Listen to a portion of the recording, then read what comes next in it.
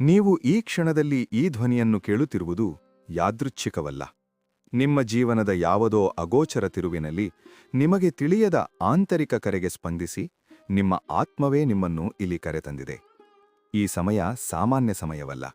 ಇದು ದಿನಾಂಕಗಳ ನಡುವಿನ ಸರಳ ಅಂತರವಲ್ಲ. ಇದು ವಿಧಿಯೇ ಮಾತಾಡುವ ಕ್ಷಣ.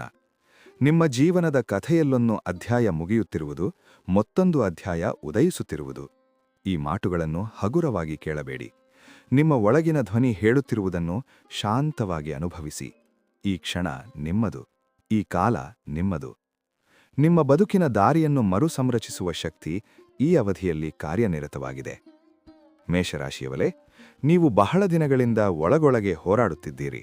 ಹೊರಗಿನಿಂದ ಬಲಿಷ್ಠವಾಗಿ ಕಾಣಿಸಿಕೊಂಡರೂ ಒಳಗೆ ಪ್ರಶ್ನೆಗಳು, ನೋವು, ಅಸ್ಪಷ್ಟತೆ, ತಾಳ್ಮೆ ಕಳೆದುಕೊಳ್ಳುವ ಕ್ಷಣಗಳು ನಿಮ್ಮನ್ನು ಕಾಡಿವೆ.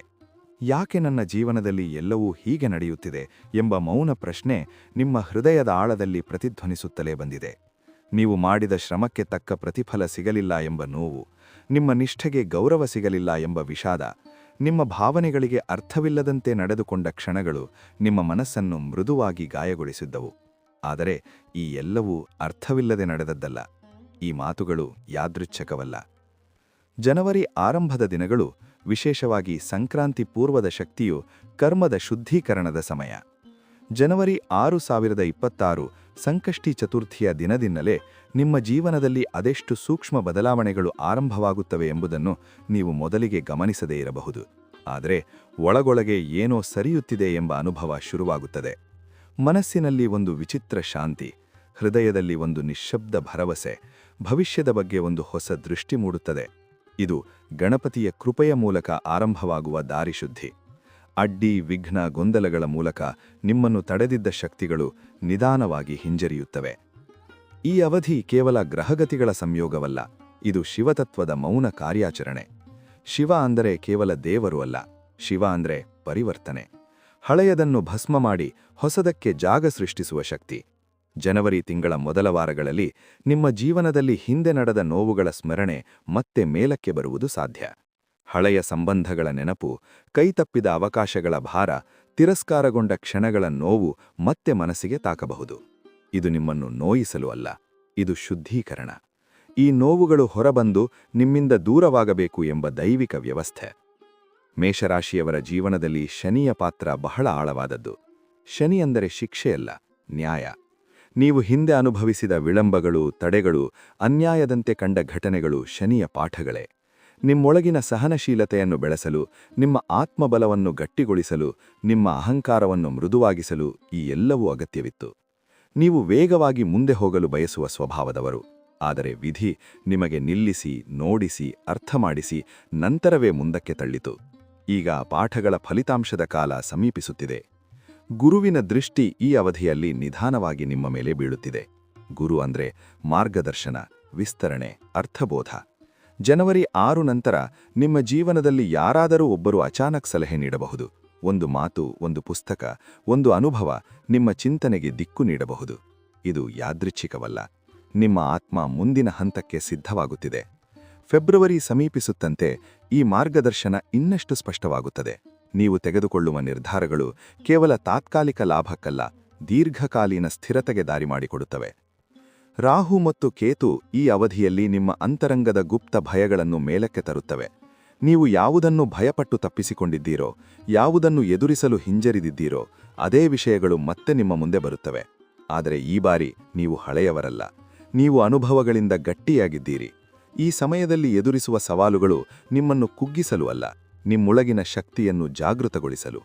ಈ ಅವಧಿಯಲ್ಲಿ ನಡೆಯುವ ಘಟನೆಗಳು ಯಾದೃಚ್ಛಿಕವಲ್ಲ ಎಂಬುದನ್ನು ಮನಸ್ಸಿನಲ್ಲಿ ನೆಲೆಸಿಸಿ. ಸೂರ್ಯ ನಿಮ್ಮ ಆತ್ಮದ ಪ್ರತೀಕ. ನಿಮ್ಮ ಗೌರವ, ಅಧಿಕಾರ, ಸ್ವಾಭಿಮಾನ ಈ ಅವಧಿಯಲ್ಲಿ ಪುನಃಸ್ಥಾಪನೆಗೊಳ್ಳುವ ಸೂಚನೆಗಳು ಕಾಣಿಸುತ್ತವೆ. ಕೆಲಸದ ಕ್ಷೇತ್ರದಲ್ಲಿ ನೀವು ಹಿಂದೆ ಅನುಭವಿಸಿದ ನಿರ್ಲಕ್ಷ್ಯ, ಅಪ್ರಶಂಸೆ, ಅಡಚಣೆಗಳು ನಿಧಾನವಾಗಿ ಕರಗುತ್ತವೆ. ಜನವರಿ ಅಂತ್ಯದ ವೇಳೆಗೆ ನಿಮ್ಮ ಶ್ರಮವನ್ನು ಗಮನಿಸುವ ದೃಷ್ಟಿ ನಿಮ್ಮ ಮೇಲೆ ಬೀಳುತ್ತದೆ. ಇದು ತಕ್ಷಣದ ದೊಡ್ಡ ಪ್ರಶಸ್ತಿಯಾಗದೇ ಇರಬಹುದು, ಆದರೆ ನಿಮ್ಮ ಸ್ಥಾನವನ್ನು ಬಲಪಡಿಸುವ ಆರಂಭ. ಫೆಬ್ರವರಿ ಮೊದಲ ದಿನಗಳಿಂದ ನಿಮ್ಮ ಆತ್ಮವಿಶ್ವಾಸದಲ್ಲಿ ಸ್ಪಷ್ಟವಾದ ಏರಿಕೆ ಕಾಣಿಸುತ್ತದೆ. ನೀವು ಮಾತನಾಡುವ ರೀತಿಯಲ್ಲೂ, ನಿರ್ಧಾರ ತೆಗೆದುಕೊಳ್ಳುವ ಧೈರ್ಯದಲ್ಲೂ ಬದಲಾವಣೆ ಸ್ಪಷ್ಟವಾಗುತ್ತದೆ. ಚಂದ್ರ ನಿಮ್ಮ ಮನಸ್ಸಿನ ಅಧಿಪತಿ. ಈ ಅವಧಿಯಲ್ಲಿ ನಿಮ್ಮ ಭಾವನಾತ್ಮಕ ಅಲೆಗಳು ಮೊದಲಿಗೆ ಅಸ್ಥಿರವಾಗಬಹುದು. ಕೆಲವು ದಿನಗಳು ಅತಿಯಾದ ಭಾವನೆ, ಕೆಲವು ದಿನಗಳು ಅಸಹಜ ಶಾಂತಿ. ಇದು ಸಹಜ. ಇದು ಮನಸ್ಸಿನ ಪುನರ್ಘಟನೆ. ನೀವು ನಿಮ್ಮ ಭಾವನೆಗಳನ್ನು ಒತ್ತಿ ಹಿಡಿದ ದಿನಗಳು ಈಗ ಮುಗಿಯುತ್ತಿವೆ. ಶಿವರಾತ್ರಿಯತ್ತ ಸಾಗುವ ಈ ದಿನಗಳಲ್ಲಿ ನಿಮ್ಮ ಮನಸ್ಸು ಒಂದು ಹೊಸ ಸಮತೋಲನವನ್ನು ಹುಡುಕುತ್ತದೆ. ಧ್ಯಾನ, ಮೌನ, ಪ್ರಕೃತಿಯ ಜೊತೆಗಿನ ಕ್ಷಣಗಳು ನಿಮಗೆ ಆಂತರಿಕ ನೆಮ್ಮದಿಯನ್ನು ನೀಡುತ್ತವೆ. ಮಹಾಶಿವರಾತ್ರಿ ಈ ಅವಧಿಯ ಕೇವಲ ಅಂತ್ಯವಲ್ಲ, ಅದು ಮರುಜನ್ಮದ ಬಿಂದು. ಫೆಬ್ರವರಿ 15, 2026 ಈ ದಿನ ನಿಮ್ಮ ಜೀವನದಲ್ಲಿ ಯಾವುದೋ ಒಂದು ಭಾರ ಇಳಿಯುತ್ತದೆ.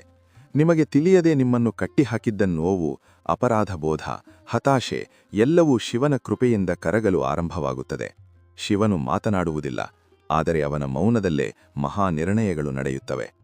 ನೀವು ಈ ದಿನದ ನಂತರ ಹಿಂದಿನವರಂತೆ ಇರಲಾರಿರಿ. ನಿಮ್ಮ ದೃಷ್ಟಿಕೋನ ಬದಲಾಗುತ್ತದೆ. ನಿಮ್ಮನ್ನು ನೀವು ನೋಡುವ ರೀತಿ ಬದಲಾಗುತ್ತದೆ. ಆರ್ಥಿಕವಾಗಿ ಈ ಅವಧಿ ನಿಮಗೆ ಎಚ್ಚರಿಕೆಯ ಜೊತೆಗೆ ಅವಕಾಶವನ್ನು ನೀಡುತ್ತದೆ. ಜನವರಿ ಮೊದಲಾರ್ಧದಲ್ಲಿ ಖರ್ಚುಗಳ ಬಗ್ಗೆ ಜಾಗ್ರತೆ ಅಗತ್ಯ. ಆದರೆ ಇದು ಭಯಪಡುವ ಸಮಯವಲ್ಲ, ಇದು ವ್ಯವಸ್ಥೆ ಕಲಿಯುವ ಸಮಯ. ಫೆಬ್ರವರಿ ಆರಂಭದಿಂದ ಹಣದ ಹರಿವಿನಲ್ಲಿ ಸ್ಥಿರತೆ ಕಾಣಿಸಿಕೊಳ್ಳುತ್ತದೆ.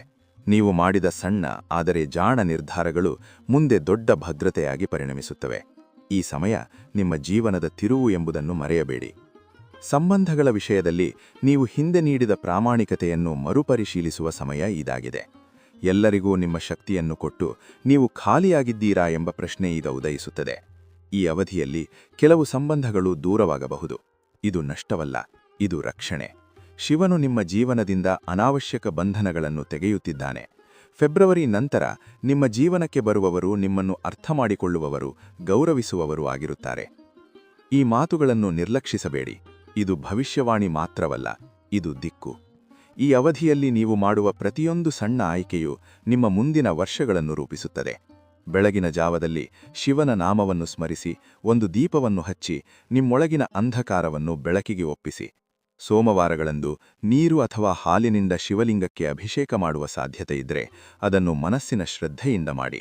ಇದು ಗ್ರಹಶಾಂತಿಯಷ್ಟೇ ಅಲ್ಲ, ನಿಮ್ಮ ಆತ್ಮಶಾಂತಿಯ ಸಾಧನೆಯು. ಶಿವಮಂತ್ರವನ್ನು ಜಪಿಸುವಾಗ ಪದಗಳಿಗಿಂತ ಭಾವ ಮುಖ್ಯ. ನಿಮ್ಮ ನೋವು, ನಿಮ್ಮ ಪ್ರಾರ್ಥನೆ, ನಿಮ್ಮ ಕೃತಜ್ಞತೆ ಎಲ್ಲವನ್ನೂ ಅವನ ಮುಂದೆ ಇಡಿ. ದಾನ ಅಂದರೆ ದೊಡ್ಡ ಮೊತ್ತವಲ್ಲ. ನಿಮ್ಮ ಶಕ್ತಿಗೆ ತಕ್ಕಂತೆ ಹಸಿದವರಿಗೆ ಅನ್ನ, ದುಃಖಿತರಿಗೆ ಸಹಾಯ. ಇದು ಶನಿಯ ನ್ಯಾಯವನ್ನು ಸಂತೃಪ್ತಗೊಳಿಸುತ್ತದೆ.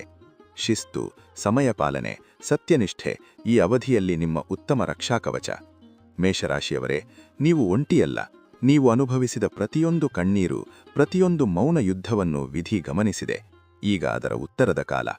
ಈ ಅವಧಿ ನಿಮ್ಮ ಜೀವನಕ್ಕಾಗಿ, ನಿಮ್ಮ ನೋವಿಗೂ ಕಾರಣವಿಟ್ಟು, ಅದು ನಿಮ್ಮನ್ನು ಇಲ್ಲಿಗೆ ತರುವುದಕ್ಕೆ. ಶಿವ ನಿಮ್ಮ ದಾರಿಯನ್ನು ಬದಲಾಯಿಸುತ್ತಿದ್ದಾನೆ. ನೀವು ಅದನ್ನು ಸಂಪೂರ್ಣವಾಗಿ ಈಗ ಅರ್ಥಮಾಡಿಕೊಳ್ಳದೇ ಇರಬಹುದು, ಆದರೆ ನಂಬಿಕೆ ಇಡಿ. ಮಹಾಶಿವರಾತ್ರಿಯ ನಂತರ ನೀವು ಹಿಂದಕ್ಕೆ ತಿರುಗಿ ನೋಡಿದಾಗ ಈ ದಿನಗಳನ್ನು ಆಶೀರ್ವಾದ ಎಂದು ಕರೆಯುತ್ತೀರಿ. ಶಿವನ ಮೌನ ನಿಮ್ಮ ಮೇಲೆ ಹರಿಯಲಿ. ನಿಮ್ಮ ಮನಸ್ಸಿಗೆ ಶಾಂತಿ, ಹೃದಯಕ್ಕೆ ಧೈರ್ಯ, ಜೀವನಕ್ಕೆ ದಿಕ್ಕು ದೊರಕಲಿ. ನಿಮ್ಮ ಮುಂದೆ ತೆರೆಯುತ್ತಿರುವ ದಾರಿ ಬೆಳಕಿನಿಂದ ತುಂಬಿರಲಿ. ನಿಮ್ಮ ಪ್ರತಿಯೊಂದು ಹೆಜ್ಜೆಯೂ ರಕ್ಷಿತವಾಗಿರಲಿ. ಹರ ಹರ ಮಹಾದೇವ. ಧನ್ಯವಾದಗಳು.